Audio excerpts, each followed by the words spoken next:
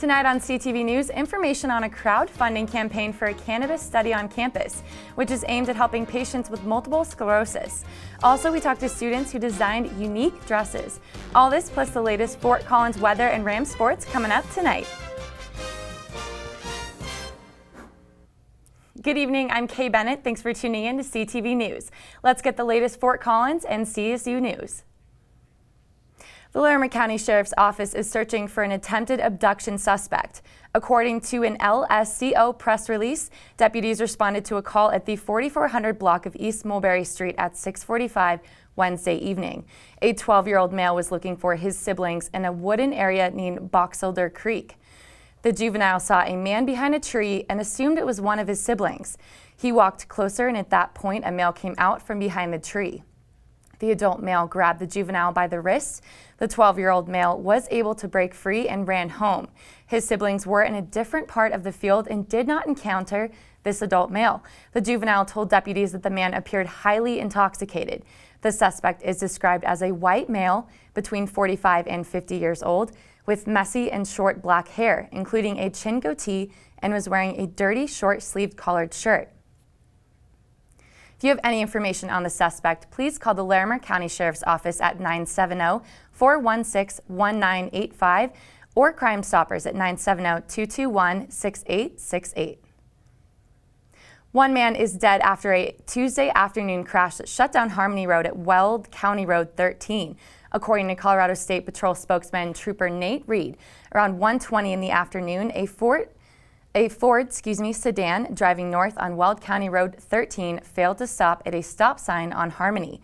The vehicle was struck on the driver's side by a pickup pulling a trailer. The man in the sedan was transported to Medical Center of the Rockies, but died on the way to the hospital. People's wallets are hurting today from the first widespread Mac attack that happened over the weekend. Apple uses digital certificates that guarantee that users never download anything malicious, and apparently this is no longer the case.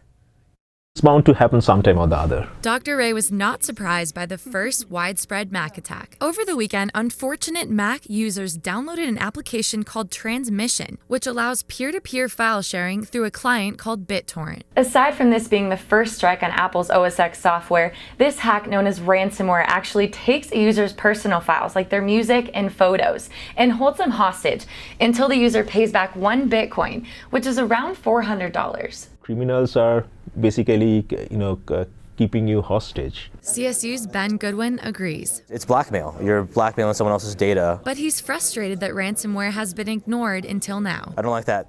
Because Mac got hit, it's an issue. It's been an issue for the past couple of years. Referring to the $17,000 an LA hospital said they had to pay last month after ransomware hit their medical records. The good news is that Apple updated its antivirus engine and revoked the certificate the day it released. Detected quite early, and people basically, came up with solutions, and Apple has been also very proactive in finding solutions to that one. Goodwin says to use AdBlock and antivirus software to protect your data.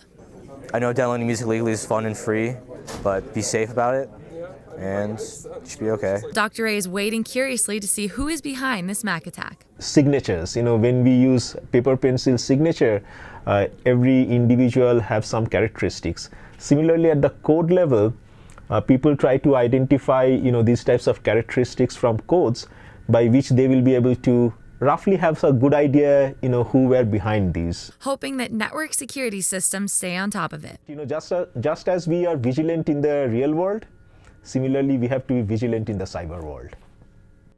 It is still unknown how many people were hit with the ransomware, so Mac users be wary of scams and potential hacks while surfing the internet. The Kmart in Midtown Fort Collins is closing its doors. In a Coloradoan ad, the store announced plans for a liquidation sale of inventory starting on Thursday. The Kmart Plaza is currently owned by the Kroger Corporation, the parent company of King Soopers. Kroger has a King Soopers near the closing Kmart. In an interview with the Coloradoan, Kroger spokesman Kelly McGannon says they have no specific plans for the site.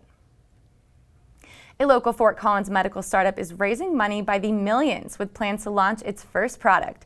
CHD Bioscience has raised $1.7 million in its first round of funding and has plans to raise an additional $5 to $10 million. The company is seeking to get federal approval for an orthopedic implant. If the startup receives approval, implants are expected to start reaching patients later this year. Researchers at CSU want to study the effects of cannabis on multiple sclerosis patients, specifically the effects on patient motor tasks. CSU Assistant Professor Thorsten Woodruff is in charge of a campaign to help raise money for the study. Their goal is to reach $7,000, which would be used to conduct PET and CT imaging on 8 patients. The imaging allows the researchers to examine the connection between the central nervous system and the skeletal muscles during exercise. The researchers would use their pilot data in hopes of conducting future studies on a larger scale. If you would like to donate to the campaign, visit giving.colostate.edu/charge. Temple Grandin will have a piano painted in her honor as part of the Pianos About Town program. Artists Nick Henry and Paul Covey will be working on the piano for the next 2 weeks in the CSU Kerfman Gallery, which is located in the Laurie Student Center. Temple Grandin is a CSU professor of animal sciences known for innovations in animal handling techniques and her autism activism. Elizabeth Prosty will have the full weather forecast after the break, but she is here now for a preview. How's the weather looking for the start of spring break, Liz?